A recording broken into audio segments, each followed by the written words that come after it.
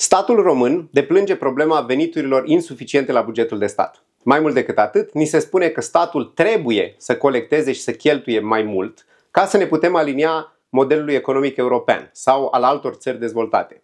Media cheltuielor publice raportate la PIB la nivelul Uniunii Europene este de aproape 50%. În 2022, statul român a încasat echivalentul la aproximativ 32% din PIB și a cheltuit echivalentul la 37%. Astăzi, cheltuielile au ajuns la 40%, de unde și deficitul bugetar, gaura bugetară despre care tot vorbim.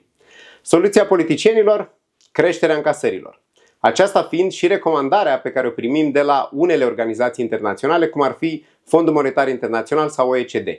Ca și cum țări cu grave probleme de buget, cum ar fi Franța, Italia sau Grecia, ar fi exemple care ar trebui urmate.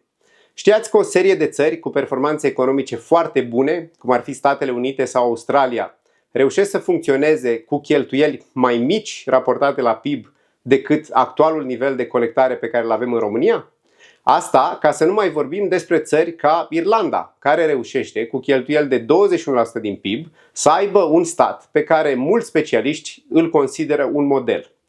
În acest weekend am fost la o conferință în Polonia, unde s-a vorbit despre diverse modele de dezvoltare și despre tendința negativă a unor state din estul Europei de a prelua modelele greșite de la țările mai dezvoltate.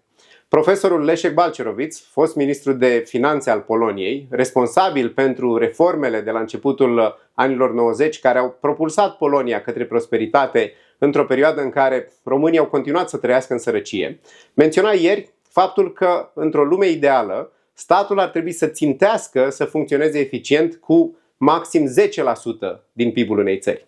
Haideți să punem presiune pe politicienii noștri ca să-i determinăm să se concentreze pe reducerea cheltuielor ineficiente ale statului și nu pe creșterea taxelor sau pe inventarea unor noi biruri cu care să ne împovăreze tot pe noi.